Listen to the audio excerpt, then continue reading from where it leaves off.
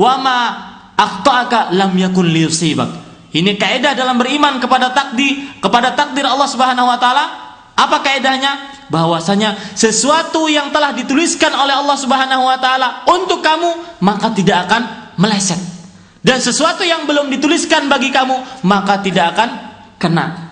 Itu adalah takdir dari Allah Subhanahu wa taala. Oleh sebab itu, hikmah yang kedua atau pelajaran yang kedua yang bisa kita ambil daripada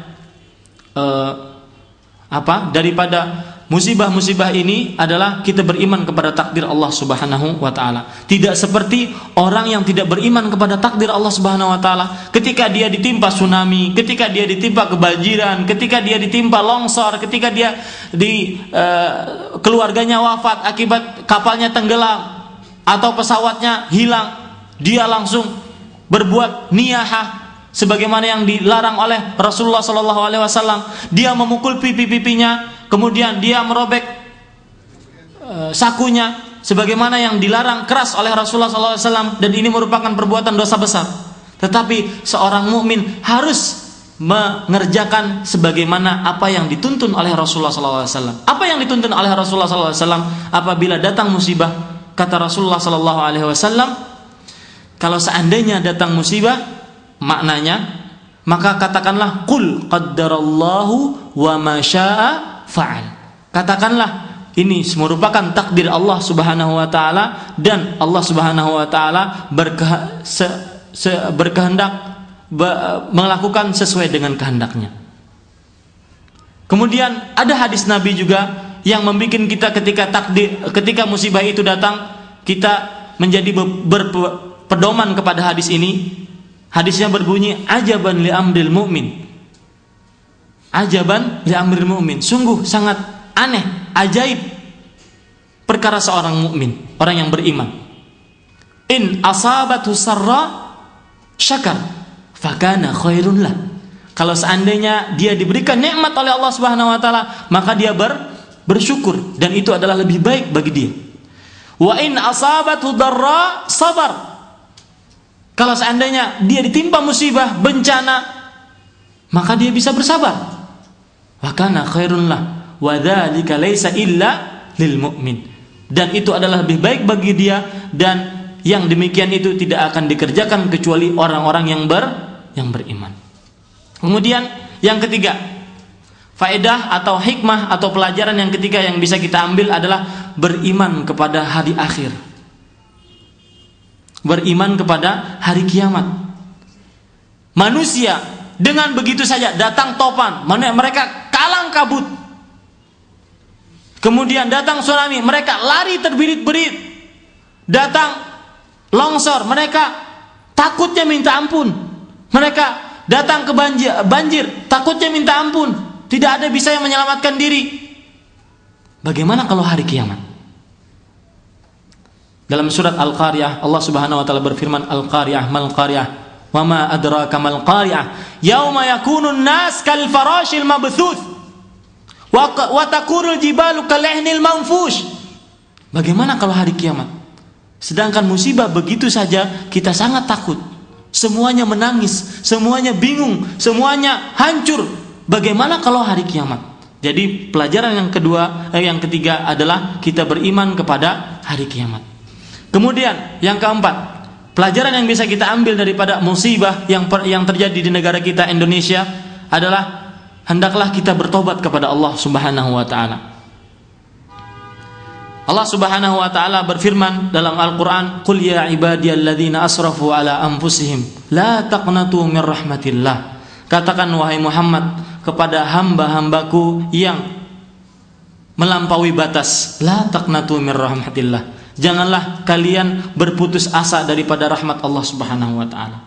Kenapa? Karena sudah menjadi takdir Allah Subhanahu wa taala bahwasanya rahmat Allah itu mendahului akan kemurkaan Allah Subhanahu wa taala. Dan sudah menjadi takdir Allah Subhanahu wa taala bahwasanya rahmat Allah itu meliputi segala sesuatu. Oleh sebab itu, bertaubatlah kepada Allah Subhanahu wa taala. Kemudian yang ketiga, bahwasanya yang selanjutnya yang kelima, pelajaran yang bisa kita ambil adalah kalau seandainya seorang muslim atau seorang yang beriman terkena musibah, terkena kekhawatiran, ketakutan, penyakit, maka itu tidak lain adalah merupakan pengangkatan dosa bagi dia. Ya, merupakan pengangkatan dosa bagi dia. Sebagaimana dalam sebuah hadis yang diriwayatkan oleh yang dari sahabat Abu Hurairah radhiyallahu anhu, yang maknanya adalah apabila seorang mukmin atau muslim terkena musibah, terkena kekhawatiran, ketakutan, kecapean, tidak lain itu adalah menjadi penebus dosa bagi dia. Ya, tidak lain itu adalah menjadi penebus dosa bagi dia. Kemudian juga hikmah yang bisa kita ambil daripada musibah-musibah yang menimpa negara kita adalah kita semestinya ketika melihat datangnya tsunami, ketika melihat datangnya banjir, ketika melihat datangnya longsor, kita melihat teman-teman kita tidak punya sesuatu, maka kita harus mendoakan kepada mereka. Mudah-mudahan mereka diberikan kesabaran, mudah-mudahan mereka diberikan ketabahan dalam menghadapi takdir yang diberikan oleh Allah Subhanahu wa taala. Kemudian masalah selanjutnya, kalau sudah kita mengetahui sebab dan kita mengetahui pelajaran yang bisa kita ambil daripada musibah-musibah yang menimpa negeri kita, maka kita harus mengobatinya. Ya, sekarang poin yang ketiga adalah bagaimana cara untuk lepas daripada musibah. Bagaimana cara untuk lepas daripada musibah Allah Subhanahu wa taala? Yang pertama, Allah Subhanahu wa taala pernah berfirman di dalam Al-Qur'an, "Walau anna ahlal qura amanu wattaqau lafatahna 'alaihim barakatim minas samaa'i wal ard walakin kadzdzabu fa akhadnahum bima kanu yaksibun." Kalau seandainya penduduk desa atau penduduk negeri-negeri itu beriman dan bertakwa. Ini beriman dan bertakwa. Apa ganjaran orang yang beriman dan bertakwa? Apa ganjaran masyarakat yang beriman dan bertakwa? Apa ganjaran bangsa yang beriman dan bertakwa? La fatahna 'alaihim barakatim minas sama'i wal ard. Sungguh kami akan bukakan kepada mereka barakat, berkah-berkah, rizki-rizki yang penuh berkah dari sama dan ard, dari langit dan bumi. Ya, bukan bencana yang datang tetapi berkah.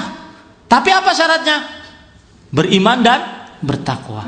Oleh sebab itu para ikhwah sekalian, kalau seandainya kita ingin lepas atau ingin selamat daripada musibah atau ancaman atau azab yang ditimpakan oleh Allah Subhanahu wa taala, maka hendaklah kita beriman dan bertakwa kepada Allah Subhanahu wa taala. Tetapi terusan ayat tersebut, walakin kadzdzabu fa akhadnahum bima kanu yaksibun. Tetapi mereka penduduk-penduduk negeri-negeri tersebut kadzdzabu, mendustakan Allah. Fa akhadnahum, dan maka kami pun memberikan azab kepada mereka dengan sesuai apa yang telah mereka kerjakan. Ini di dalam surat Al-A'raf ayat 96. Jadi yang pertama adalah beriman kepada Allah, yang kedua adalah bertakwa kepada Allah Subhanahu wa taala. Kemudian kunci yang ketiga agar selamat daripada musibah di dunia dan di akhirat. Dalam sebuah surat Allah Subhanahu wa taala berfirman, "Alladzina amanu wa lam yalbisu imanahum bidzulm, ulaika lahumul amnu wa hum muhtadun." Orang-orang yang beriman dan orang yang tidak mencampurkan keimanannya dengan suatu kezaliman, yaitu mencampurkan dengan kesyirikan, maka ulaika lahumul amn, bagi mereka itu keamanan.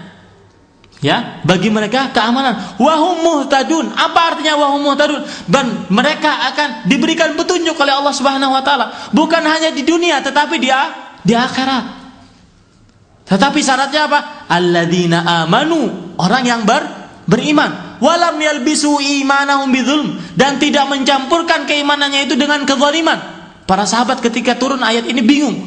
Lalu Nabi menjelaskan, yang maksudnya kezaliman di sini adalah perbuatan perbuatan syirik kepada Allah Subhanahu wa taala.